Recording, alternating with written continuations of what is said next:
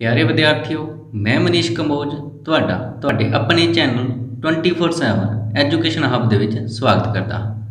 I hope ਜਿਸ ਤਰ੍ਹਾਂ polity ਦੇ ਪੁਰਾਣੇ ਲੈਕਚਰ ਤੁਹਾਨੂੰ ਸਮਝ ਆਏ ਹਨ, ਇਹ ਵੀ ਲੈਕਚਰ ਤੁਹਾਨੂੰ ਸਮਝ ਆਏਗਾ।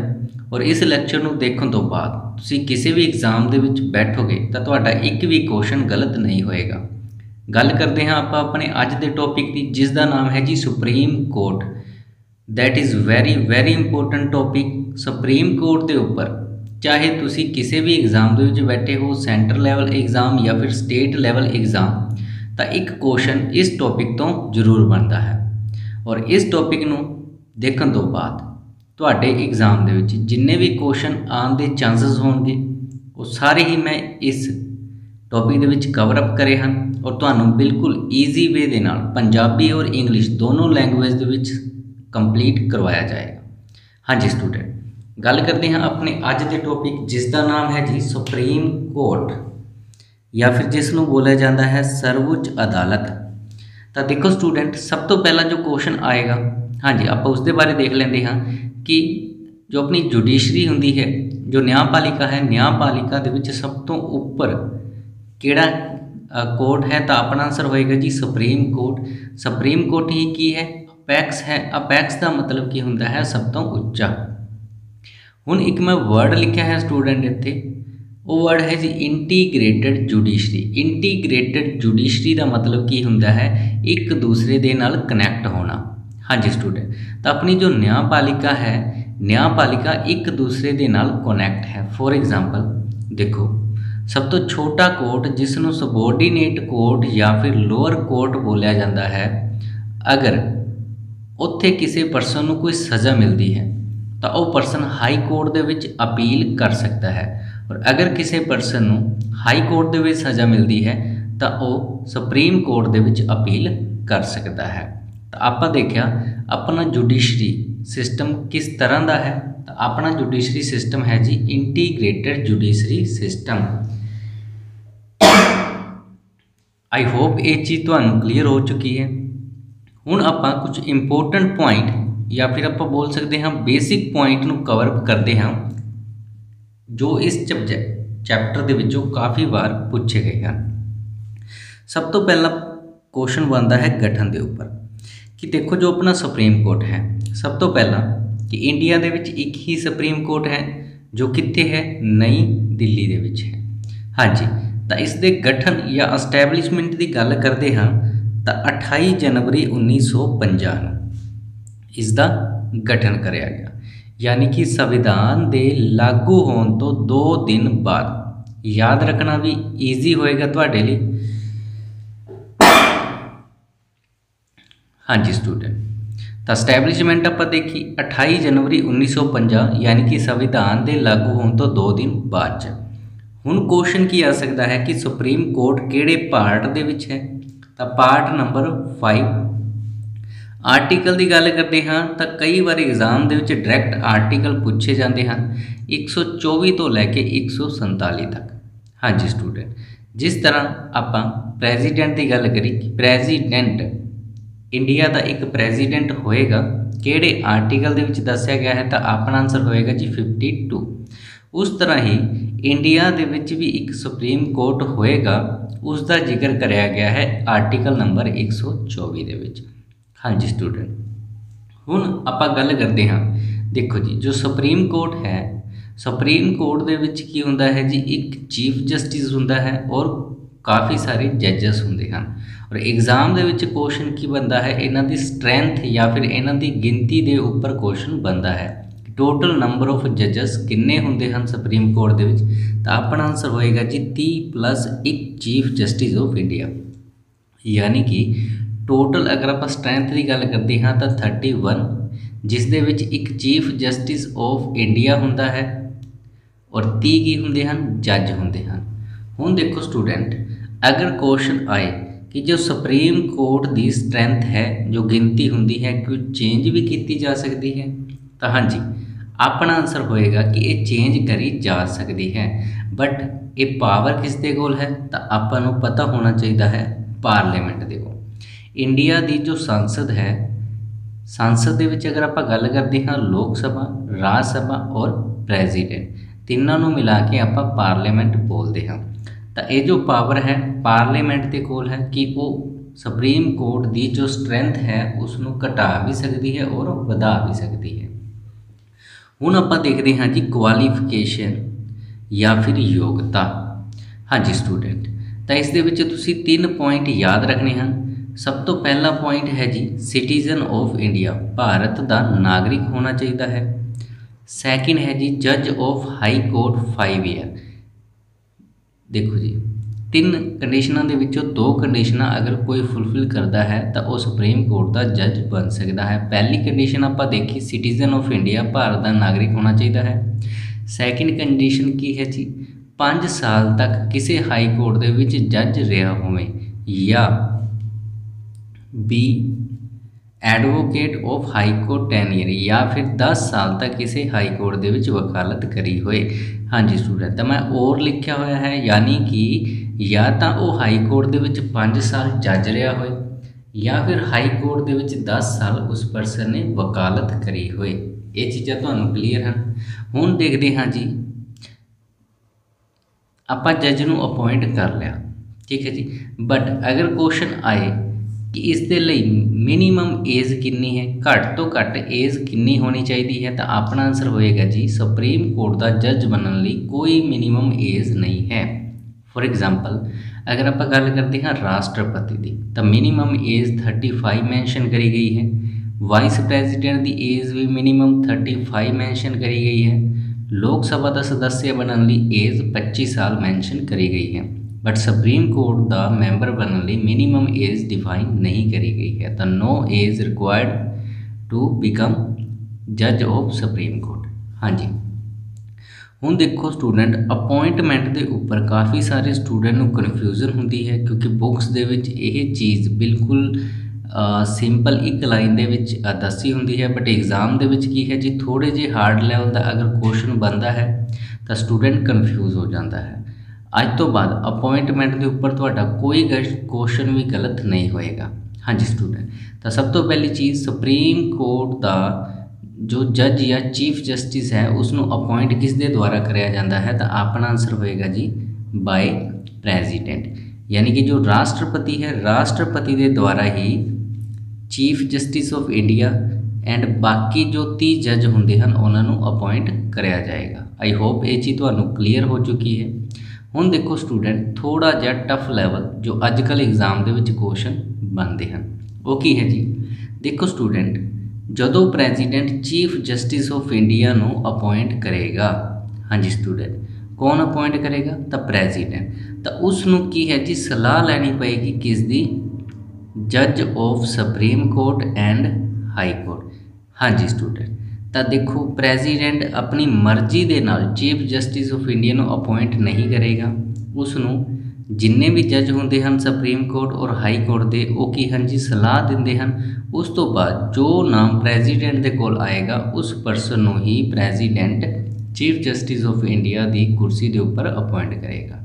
हुण गल करते हैं जी अदर जजस की, यानी कि जो बाकी जज बचे हैं उन्होंने भी कौन अपॉइंट करेगा, तो आप देखिए जी प्रेजिडेंट अपॉइंट करेगा बट किस दी सलाह ते, तो देखो स्टूडेंट इत्थे आ जाएगा चीफ जस्टिस ऑफ इंडिया, उस तो बाद जज ऑफ सुप्रीम कोर्ट और जज ऑफ हाई कोर्ट। हाँ जी स्टूडेंट, तो प्रेजिडेंट इकल्ला अपनी मर्जी के नाल ना तो चीफ जस्टिस नूं अपॉइंट कर सकता है और ना ही जो अदर जज हैं। हाँ जी स्टूडेंट, तो जो प्रेजिडेंट है जदों भी वो जज नूं अपॉइंट करेगा तो चीफ जस्टिस ऑफ इंडिया और बाकी जिन्ने भी जज हैं सुप्रीम कोर्ट और हाई कोर्ट के उन्हां दी एडवाइस मनण दे लई की है जी बाइंडिंग होंदा है, यानी कि बाध्य होंदा है। हुण स्टूडेंट देखो चीफ जस्टिस ऑफ इंडिया कौन बनता है, हाँ जी, तो वो आप देखते हैं जी 1988 ਦੇ की होया स्टूडेंट सुप्रीम कोर्ट की एक रूलिंग आई, उस दे विच की है जी एक कोलिजम बनाया गया। उस कोलिजम दे विच की हाँ जी 4 सीनियर मोस्ट जज होंदे हैं सुप्रीम कोर्ट के और एक कौन होंदा है जी chief justice of India. 4 senior most जज का मतलब होंदा है जी जो रैंक दे विच या फिर एज दे विच सब तो सीनियर हैं। हाँ जी, तो 4 तो वो होणगे प्लस एक कौन होएगा चीफ जस्टिस ऑफ इंडिया। और ये कोलिजम कदों बनाया गया तो 1998 ਦੇ ਵਿੱਚ। हाँ जी, हुण ये जो एडवाइस देणगे तो राष्ट्रपति नूं जो भी सलाह देणगे राष्ट्रपति की है जी उसनूं मन्नण दे लई की होएगा बाध्य होएगा यानी कि बाइंडिंग होएगा। हाँ जी स्टूडेंट, हुण क्वेश्चन आएगा कि कदों रूलिंग आई 1998 ਦੇ ਵਿੱਚ। इस रूलिंग ਦੇ ਵਿੱਚ ਕੀ ਸੀ कोलिजियम सिस्टम बनाया गया जिस ਦੇ ਵਿੱਚ 5 पंच होणगे, 4 सीनियर मोस्ट जज ऑफ सुप्रीम कोर्ट और 1 चीफ जस्टिस ऑफ इंडिया होएगा। ये जिस भी जज नूं ਦਾ ਨਾਮ ਭੇਜਣਗੇ ਰਾਸ਼ਟਰਪਤੀ ਕੀ ਹੈ ਜੀ ਉਸ ਨੂੰ ਅਪੋਇੰਟ ਕਰਨ ਦੇ ਲਈ ਕੀ ਹੈ ਜੀ ਮਜਬੂਰ ਆਪਾਂ ਬੋਲ ਸਕਦੇ ਹਾਂ ਜਾਂ ਫਿਰ ਬਾਈਂਡਿੰਗ ਬੋਲ ਸਕਦੇ ਹਾਂ। ਹੁਣ ਗੱਲ ਕਰਦੇ ਹਾਂ ਜੀ ਓਥ ਜਾਂ ਫਿਰ ਸਹੁੰ ਦੀ। ਤਾਂ ਓਥ ਜਾਂ ਫਿਰ ਸਹੁੰ ਦੀ ਗੱਲ ਕਰਦੇ ਹਾਂ ਤਾਂ ਜੋ ਚੀਫ ਜਸਟਿਸ ਆਫ ਇੰਡੀਆ ਔਰ ਬਾਕੀ ਜੱਜ ਹੁੰਦੇ ਹਨ ਉਹਨਾਂ ਨੂੰ ਜਿਹੜੀ ਓਥ ਹੈ ਉਹ ਪ੍ਰੈਜ਼ੀਡੈਂਟ ਦੁਆਰਾ ਦਿਲਵਾਈ ਜਾਂਦੀ ਹੈ। ਔਰ ਪ੍ਰੈਜ਼ੀਡੈਂਟ ਨੂੰ ਓਥ ਕੌਣ ਦਿਲਵਾਉਂਦਾ ਹੈ ਤਾਂ ਚੀਫ ਜਸਟਿਸ ਆਫ ਇੰਡੀਆ। ਇਹ ਵੀ ਚੀਜ਼ ਤੁਸੀਂ ਯਾਦ ਰੱਖਣੀ ਹੈ। उस तो बाद आप गल करते हाँ तनख्वाह या फिर सैलरी की। तो जो तनख्वाह होंगी है किस दे द्वारा डिफाइन करी जाती है पार्लीमेंट के द्वारा डिफाइन करी जाती है। उस तो बाद अगर आप कार्यकाल की गल करते हाँ तो देखो स्टूडेंट किते भी सुप्रीम कोर्ट के जज या फिर चीफ जस्टिस ऑफ इंडिया का कार्यकाल नहीं दिता गया। बस इत्थे इक्को ही लाइन लिखी गई है 65 ईयर यानी कि जदों भी वो 65 साल का हो जाएगा वो पर्सन की है जी रिटायर्ड हो जाएगा। हाँ जी, ये चीज़ भी तुसी ध्यान रखनी है। हुण उस तो बाद देखो जी रिज़ाइन या फिर त्याग पत्र। तो देखो जी ओथ और रिज़ाइन ये दोनों ही प्रेजिडेंट नूं हुंदा है। अपना आंसर की होएगा प्रेजिडेंट। तो जो चीफ जस्टिस ऑफ इंडिया है या फिर बाकी जज होंदे हैं वो अपना त्याग पत्र किस नूं देणगे तो आपां देखिया जी प्रेजिडेंट। हाँ जी, आई होप ये सारे पॉइंट तो क्लीयर हो रहे हैं। अगर ये वीडियो तो अच्छी लग रही है तो इसनों लाइक करो शेयर करो। उस तो बाद देखते हैं जी रिमूवल प्रोसैस यानी कि हटाना। हाँ जी student, that is very very important. Removal की हुंदा है तो देखो जदों भी किसी जज नूं उसकी पोस्ट तो हटाया जाता है तो उसनूं की बोलिया जाता है रिमूवल या फिर हटाना। हुण देखो जी जज नूं रिमूव कौन करेगा तो अपना आंसर होएगा जी प्रेजिडेंट। बट प्रेजिडेंट रिमूव जरूर करेगा बट किस दी सिफारिश ते पार्लीमेंट की सिफारिश ते। हुण क्वेश्चन आए कि जो सुप्रीम कोर्ट का चीफ जस्टिस ऑफ इंडिया है उसनों रिमूव कौन करता है तो रिमूव करता है जी प्रेजिडेंट और किस दी सिफारिश ते पार्लीमेंट की सिफारिश ते। हुण देखते हाँ जी देखो ऐदा नहीं है कोई मजाक नहीं है कि प्रेजिडेंट जदों दिल करेगा चीफ जस्टिस ऑफ इंडिया नूं रिमूव कर देगा। ऐदा तो की है जी वो इन्हां दे अंडर काम करनगे। तो देखो जी हुण इत्थे कारण पूछा जाएगा यानी कि ग्राउंड की हो सकते हैं किसी भी चीफ जस्टिस ऑफ इंडिया नूं हटाण दे। तो देखो जी सब तो पहली चीज़ तुसी 2 चीज़ां याद रखनियां हैं। सब तो पहले है जी मिसबिहेवियर और सैकेंड है जी इनकैपेसिटी यानी कि उसका जो व्यवहार है वो की है जी गलत होए और वो की है जी अपने काम के अयोग साबित हो जाए। अगर ये कंडीशन आएगी तो फिर की है जी रिमूवल प्रोसैस स्टार्ट होएगा। और हुण क्वेश्चन आएगा कि रिमूवल प्रोसैस कित्थे स्टार्ट होंदा है तो start any house of the parliament यानी कि अगर सुप्रीम कोर्ट के जज नूं हटाना है तो जो रिमूवल है वो पार्लीमेंट दे विच भी चलाया जा सकता है और पार्लीमेंट दे विच लोक सभा दे विच भी चलाया जा सकता है और राज सभा दे विच भी चलाया जा सकता है। तो मैं इत्थे लिखा है संसद के किसी भी सदन में शुरू किया जा सकता है। हुण देखो स्टूडेंट कंडीशनां की हो सकती हैं जदों भी रिमूव कराया जाएगा कंडीशनां के उपर काफ़ी क्वेश्चन पूछे जाते हैं। हाँ जी स्टूडेंट, तो आपां हुण कंडीशनां देख लेंदे हां। सब तो पहली चीज़ देखो जी अगर मोशन या जो रिमूवल है स्टार्ट होंदा है लोक सभा दे विच तां सब तो पहला लोक सभा के 100 मैंबर की करनगे रिटन दे विच लिख के देणगे किस नूं स्पीकर। क्योंकि लोक सभा दे विच प्रसाइडिंग ऑफिसर या फिर अध्यक्ष कौन होंदा है तो स्पीकर। और अगर रिमूवल स्टार्ट होंदा है राज सभा दे विच तां 50 मैंबर लिख के देणगे किस नूं चेयरमैन। ਤਾਂ ਰਿਟਨ ਲਿਖਿਆ ਹੋਇਆ 50 ਮੈਂਬਰ ਚੇਅਰਮੈਨ ਨੂੰ ਸਬਮਿਟ ਕਰਾਉਣਗੇ, ਕਿਉਂਕਿ ਰਾਜ ਸਭਾ ਦੇ ਵਿੱਚ ਹੈੱਡ ਕੌਣ ਹੁੰਦਾ ਹੈ? ਚੇਅਰਮੈਨ ਹੁੰਦਾ ਹੈ। ਹੁਣ ਦੇਖੋ ਸਟੂਡੈਂਟ, ਅਗਰ ਸਪੀਕਰ ਜਾਂ ਫਿਰ ਚੇਅਰਮੈਨ ਇਸ ਪ੍ਰੋਸੈਸ ਨੂੰ ਐਕਸੈਪਟ ਕਰਦੇ ਹਨ ਤਾਂ ਉਸ ਤੋਂ ਬਾਅਦ ਕੀ ਹੋਏਗਾ? 3 ਮੈਂਬਰ ਕਮੇਟੀ ਬਣਾਈ ਜਾਏਗੀ। ਆਪਾਂ ਕੀ ਦੇਖਿਆ? ਰਿਮੂਵਲ ਸਟਾਰਟ ਕਰਨ ਦੇ ਲਈ ਸਭ ਤੋਂ ਪਹਿਲਾਂ ਆਪਾਂ ਗਰਾਊਂਡ ਦੇਖਿਆ। ਗਰਾਊਂਡ ਕੀ ਹੁੰਦਾ ਹੈ ਜੀ? ਮਿਸਬਿਹੇਵੀਅਰ ਔਰ ਇਨਕੈਪੈਸਿਟੀ। ਅਗਰ ਆਪਾਂ ਗੱਲ ਕਰਦੇ ਹਾਂ ਕਿ ਸੁਪਰੀਮ ਕੋਰਟ ਦੇ ਚੀਫ ਜਸਟਿਸ ਆਫ ਇੰਡੀਆ ਨੂੰ ਹਟਾਉਣ ਦੇ ਲਈ ਪ੍ਰੋਸੈਸ ਕਿੱਥੇ ਚਲਾਇਆ ਜਾਏਗਾ? ਤਾਂ ਲੋਕ ਸਭਾ, ਰਾਜ ਸਭਾ, ਕਿਤੇ ਵੀ ਚਲਾਇਆ ਜਾ ਸਕਦਾ ਹੈ। ਅਗਰ ਲੋਕ ਸਭਾ ਦੇ ਵਿੱਚ ਚਲਾਇਆ ਗਿਆ ਤਾਂ 100% ਨੂੰ ਰਿਟਨ ਦੇ ਵਿੱਚ ਸਪੀਕਰ ਨੂੰ ਚਿੱਠੀ ਦੇਣੀ ਪਏਗੀ, ਔਰ ਅਗਰ ਰਾਜ ਸਭਾ ਦੇ ਵਿੱਚ ਚੱਲੇਗਾ ਤਾਂ 50% ਨੂੰ ਰਿਟਨ ਦੇ ਵਿੱਚ ਚੇਅਰਮੈਨ ਨੂੰ ਲੈਟਰ ਦੇਣਾ ਪਏਗਾ।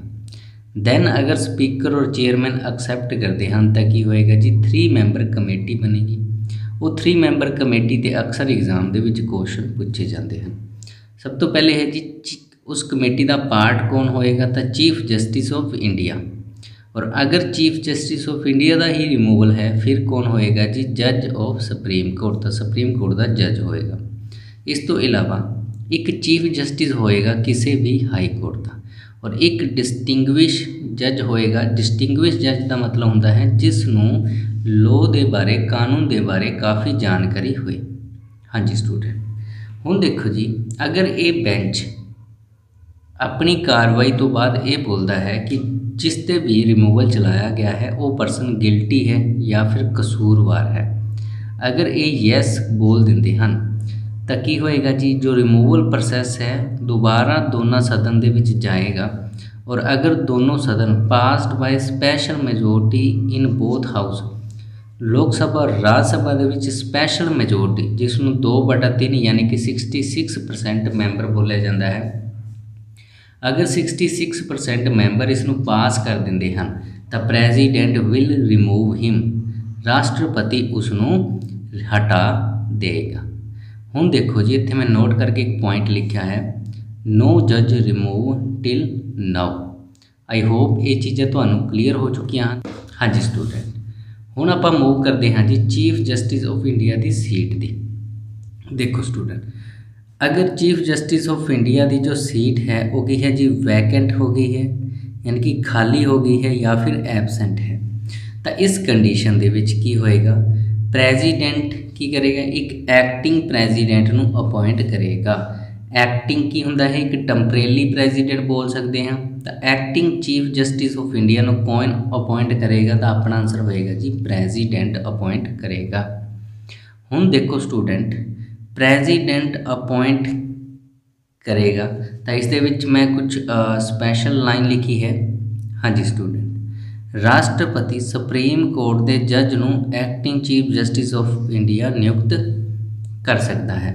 यानी कि अगर क्वेश्चन आए कि जो चीफ जस्टिस ऑफ इंडिया है उसकी सीट खाली है या फिर वेकेंट है या एबसेंट है, इन्हां कंडीशनां दे विच की है जी राष्ट्रपति सुप्रीम कोर्ट के किसी भी जज नूं acting chief justice of India नियुक्त कर सकता है, जो work same as it chief justice of India की तरह ही करेगा। सैकेंड चीज़, एडहॉक जज, नाम तो ही पता चल रहा है टैंपरेरी, यानी कि कुछ समय के लिए। तो कुछ समय के लिए देखो, जदों जो वर्कलोड है बहुत ज़्यादा हो जाता है और स्ट्रेंथ देखो जी बहुत थोड़ी है, तो उन्होंने हैल्प के लिए कुछ एडहॉक जज जो टैंपरेरी तौर पर हैं अपॉइंट करे जाते हैं। बट इतने क्वेश्चन किहड़ा बनेगा कि एडहॉक जज नूं कौन अपॉइंट करता है? तो chief justice of India. Acting chief justice of India नूं कौन अपॉइंट करेगा? प्रेजिडेंट। और एडहॉक जज नूं कौन अपॉइंट करेगा? Chief justice of India. अगर आपां गल करते हाँ रिटायर्ड जज, तो जो रिटायर्ड जज होंदे हैं उन्होंने भी कौन अपॉइंट करता है? Chief justice of India. यानी कि जो वर्कलोड ज़्यादा हो जाता है उस सिचुएशन के विच रिटायर्ड जज की जरूरत पैंदी है। तो देखो जी, आप इतने 3 पॉइंट करें, acting chief justice of India नूं प्रेजिडेंट अपॉइंट करेगा, एडहॉक जज जिन्होंने टैंपरेरी बोलिया जाता है, और जो रिटायर्ड जज होंगे हैं उन्होंने अपॉइंट करेगा चीफ जस्टिस ऑफ इंडिया। हुण एक चीज़ और इंपोर्टेंट है जो अक्सर एग्जाम के विच पूछी जाती है, सीट ऑफ सुप्रीम कोर्ट यानी कि जो सुप्रीम कोर्ट है ये कित्थे है, तो अपना आंसर होएगा जी न्यू दिल्ली दे विच। कि इस सीट नूं चेंज भी कराया जा सकता है यानी कि दिल्ली की जगह तो किते होर ले जाया जा सकता है। तो हाँ जी, अंडर आर्टिकल 130 सुप्रीम कोर्ट नूं किते होर शिफ्ट भी कराया जा सकता है। तो ये पावर किस दे कोल हुंदी है, पार्लीमेंट दे कोल हुंदी है। आई होप ये चीज़ां तुहानूं क्लीयर हो चुकियां हैं। नैक्सट मूव करते हैं जी सुप्रीम कोर्ट की पावर के उपर। तो काफ़ी सारे क्वेश्चन सुप्रीम कोर्ट की पावर तो भी बनते हैं। हाँ जी स्टूडेंट, तो आप सुप्रीम कोर्ट की 3 पावर देखांगे। हाँ जी, तो अगर आप गल करते हैं शक्तियां की, सब तो पहली है जी ओरिजिनल जूरीडिक्शन अंडर आर्टिकल 131।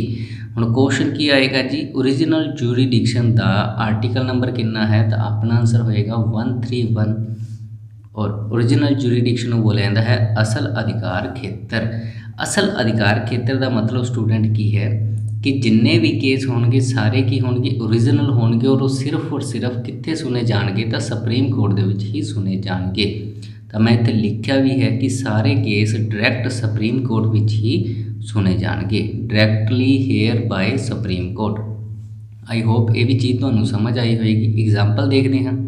अगर कोई केस सेंटर वर्सस स्टेट का है यानी कि एक साइड पे सेंटर है और दूसरी साइड पे की है स्टेट है, तो इस तरह का जो केस होएगा वो कित्थे सुनिया जाएगा, सुप्रीम कोर्ट के विच ही। अगर दो स्टेट आपस दे विच झगड़ रही हैं तो फिर भी की है जी ये केस कित्थे सुनिया जाएगा, सुप्रीम कोर्ट के विच। अगर एक साइड पे सेंटर है और दूसरी साइड पे दो या दो तो ज़्यादा स्टेट हैं, फिर भी केस कित्थे सुनिया जाएगा, फिर भी केस सुनिया जाएगा जी सुप्रीम कोर्ट के विच। तो एक ही है जी सुप्रीम कोर्ट की ओरिजिनल जूरीडिक्शन असल अधिकार खेतर यानी कि सारे केस डायरैक्टली सुप्रीम कोर्ट विच ही सुने जाएंगे। सैकेंड है जी रिट जूरीडिक्शन अंडर आर्टिकल 32। और अगर आप गल करते हैं जो रिट होंगी है रिट अधिकार खेतर, तो रिट अधिकार खेतर आर्टिकल नंबर 32 के विच आएगा और टोटल 5 रिट होंदियां हैं जो सुप्रीम कोर्ट द्वारा लगाई जांदियां हैं। हाँ जी स्टूडेंट, इस तो बाद थर्ड है जी एपीलेट जूरीडिक्शन यानी कि अपील का अधिकार खेतर। कहने का मतलब की है जी तुसी सुप्रीम कोर्ट दे विच अपीलां भी कर सकते हो। अपीलां किस तरह कि अगर कोई केस सबोर्डीनेट कोर्ट या फिर सहायक अदालत दे विच चल रहा है उस केस नूं तुसी हाई कोर्ट दे विच अपील कर सकते हो। और अगर कोई केस सबोर्डीनेट कोर्ट या हाई कोर्ट दे विच चल रहा है तो उसनूं तुसी सुप्रीम कोर्ट दे विच लिया सकते हो, सर्वोच्च अदालत दे विच उसकी अपील कर सकते हो। तो ये कुछ पावर्स हैं जो तुसी याद रखनियां हैं। अज के लैक्चर दे विच इन्ना ही। अगर तुहानूं वीडियो पसंद आई है तो इसनूं लाइक करो, शेयर करो और ज़्यादा तो ज़्यादा अपने फ्रेंड्स नूं इस वीडियो का लिंक जरूर सेंड करना है।